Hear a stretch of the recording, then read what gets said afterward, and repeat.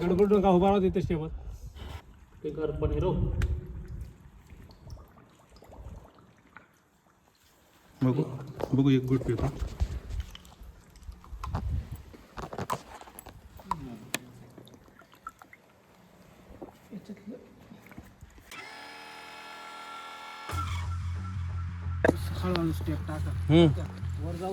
मला पाय मी पुन्हा कधी नाही येणार कधी नाही येणार कधी नाही येणार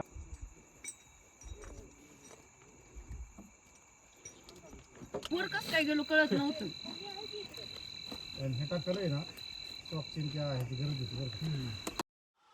छातीवर दडपण आणणारा हृदयाचे ठोके थांबवणारा काळजाला धडके भरवणारा असा आबाळाला छेद देणारा उंच आणि फक्त उंचच जाणारा निसर्डावर घसर नसणारा कडा व अंगावर येणारा हा सुळका म्हणजे लिंगाणा. लिंगाणाला जात असताना शेवटचा 3-4 किलोमीटरचा जो पॅच आहे तो खूप खराब आहे. कमी ग्राउंड क्लिअरन्सची गाडी जाणे खूप मुश्किल आहे. गाडी जाऊ शकते परंतु तुम्हाला विशेष काळजी घेणं गरजेचं आहे. आमची नेक्सॉन गाडी असून देखील आम्हाला खूप काळजी घ्यावी लागली. 2 पॅच असे आहेत की त्या ठिकाणी गाडी खूप काळजीपूर्वक चालवावी लागते.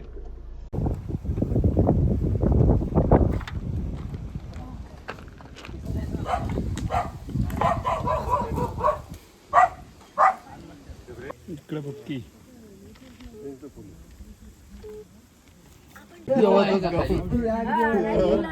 पुढे रायलिंगला आहे का व्यवस्थित बनवून ठेवा. भाकरी कसल्याची आहे? तांदळाची नाचणी नको.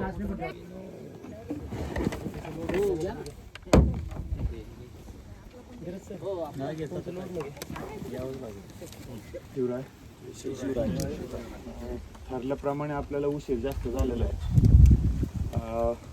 मी आहे तुमच्या बरोबर बोराडीच्या नाळीपर्यंत.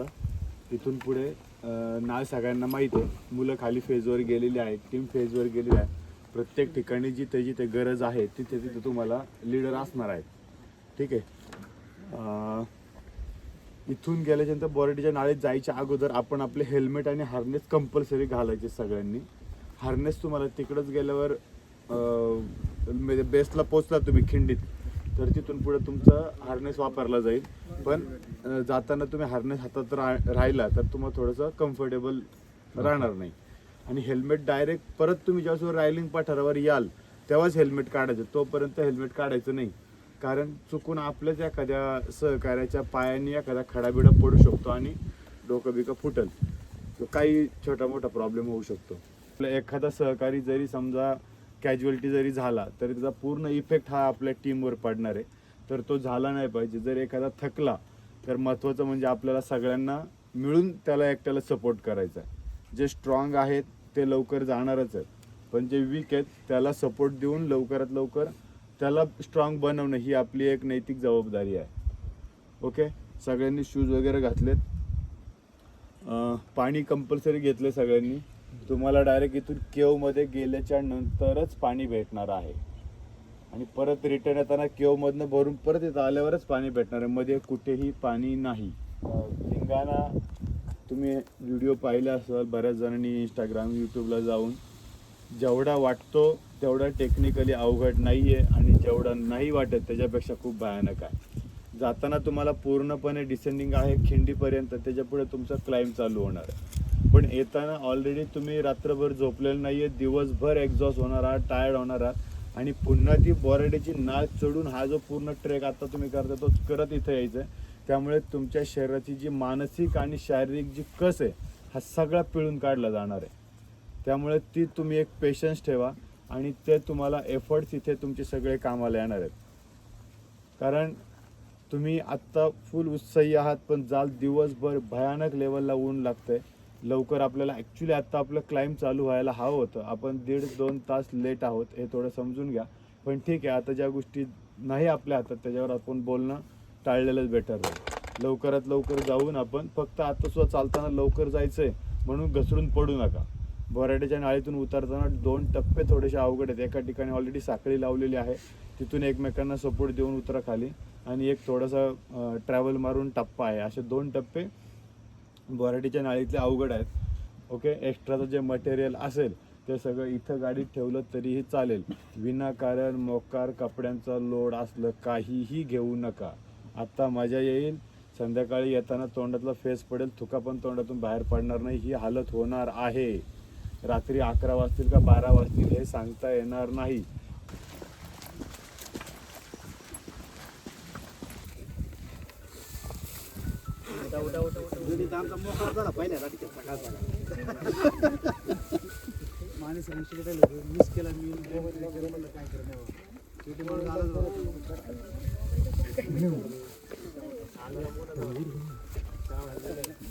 आता प्रत्येक एक जण कोणतरी एक माझ्या पुढे नाही एक दोन अनुभवी जाऊ द्या ना आधी, नंतर लेडीज घाबरतात सुरुवात. नाही घाबरू दे की मग त्यांची मजा तुम्ही कधी आपण समोर जे पाहतोय ती बोराट्याची नाळ आहे.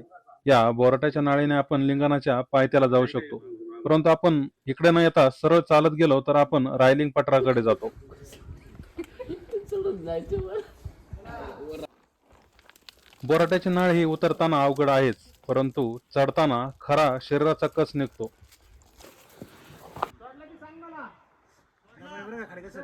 रायलिंग पठाराच्या खालच्या बाजूने गेल्यानंतर म्हणजेच बोराट्याच्या नाळ्यातून उजव्या हाताने गेल्यानंतर आपण लिंगाणाच्या बेसला पोहोचतो. या ठिकाणी बसण्यासाठी आराम करण्यासाठी थोडीशी जागा आहे आणि याच ठिकाणावरून आपण लिंगाणाला क्लाइंब करायला चालू करतो. लिंगाणा क्लाइंब करताना 6 पॅच आहेत, त्यातील 2 ते 3 पॅच हे खूप अवघड आहेत. तिथे गेल्यानंतरच आपल्याला कळतं की काय परिस्थिती आहे. आपण आता लिंगाणा सर करतोय. पहिला पॅच सर करून दुसरा पॅच का चाललोय. माझ्या मागे हे बघता हे रायलिंग पठार आहे. तू काय करणार? वाडा वाडा वाडा वरती खेचा, रोप खेचा पूर्ण ताकदीने. तसं नाही, तसा रोप पूर्ण हा तसं पकडा, रोप पूर्ण ताकदीने खेचायचा रोप. चला चला चला चला जाते, चला. मी त्यांना ना धक्का देतो.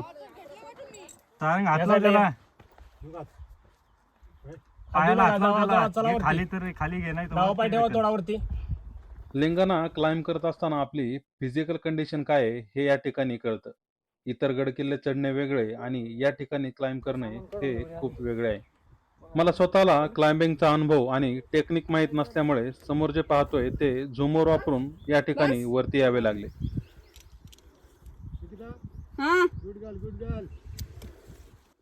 तुम्ही आले सर, फेजवर फाटायला लागली माझी.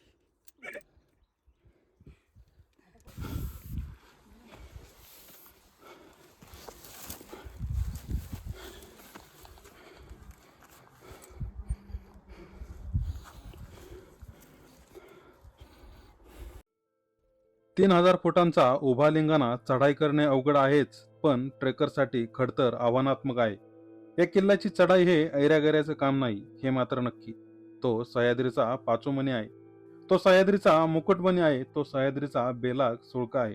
तो सर करण्याची इच्छा प्रत्येक जण बाळगतो, पण त्यावर चढण्यासाठी आवश्यक असणारे धाडस, मानसिकता आणि मनगटात बळ असावे लागते. गडाचे 3 पेच चढून आल्यानंतर या ठिकाणी आपल्याला कातळात कोरलेले पाण्याचे टाके पाहायला मिळते. हे रायगडाच्या बाजूने आहे आणि रायलिंग पठाराच्या बाजूने या ठिकाणी आपल्याला एक गुहा पाहायला मिळते. या गुहेमध्ये 20 ते 30 लोक बसू शकतात एवढी जागा आहे. गरम भरलं काय? येईल का काढतो तुम्हाला? हो, देऊ का बाटली काढून तुमच्या?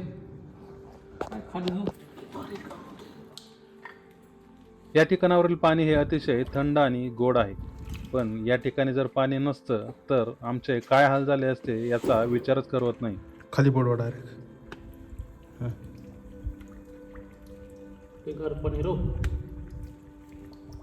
गडाचा हा 4था पॅच. जीव मुठीत घेऊन दोरखंडाच्या साहाय्याने चढाई करावी लागते, कारण डाव्या आणि उजव्या बाजूला मृत्यू जवळ घेऊन येणारी दरी पाहून काळजाचा ठोका चुकतो. करा सर टाईट, बिल्ले टाईट. कोणत्या सर? मेन सर जाईल तुम्हाला ज्यांनी वर ओढली ते सर आहे. रोप फक्त तुम्ही पायाच्या मधून काहीच गडबडू नका सर, एकदम हळूहळू स्टेप टाका. गडाचा 2रा पॅच जितका अवघड आहे त्याही पेक्षा जास्त हा गडाचा 4था पॅच आहे. या ठिकाणी हातांची आणि पायांची दोन्हीची क्षमता ओळखली जाते. गडाला चढाईसाठी अवघड का बोलतात हे गडाचा 4था आणि 5वा पेच क्लाइंब केल्यानंतर न समजले. ईदभर खाली या हातभर नाही यायचं, ईदभर यायचं. राजगड, तोरणा, रायगड व विशेषतः कोकणावरती सिद्धीवरती इथून चांगल्या पद्धतीने लक्ष ठेवता येत असल्याने या किल्ल्याचा टेहाळणीसाठी उपयोग होत असे. ज्या गुन्हेगारांना त्या काळी भयंकर शिक्षा द्यायची असतील, ज्याला शिक्षा देऊन समाजात भय दरारा निर्माण करायचे असेल, अशा गुन्हेगारांना लिंगाण्यावरील गुहेत आणून ठेवले जात असे व जाताना किल्ल्याच्या शिड्यावर लटकवलेले दोर काढून घेतले जात असत. गुन्हेगार या ठिकाणी अन्न पाण्याविना तडफडून हळूहळू मरत असे. अशी शिक्षा या लिंगाण्यावर कित्येक गुन्हेगारांनी भोगली असेल. गुन्हेगारांनी मरणाची वाट पाहत कित्येक रात्री तडफडत घालवले असतील. मनोबल हरवलेल्या गुन्हेगारांनी तर गडावरूनच खोलदरीत स्वतःला झोकून देऊन आयुष्य संपवले असेल. त्यामुळेच इतिहासात रायगड राजगृह तर लिंगाणा कारागृह म्हणून प्रसिद्ध आहे.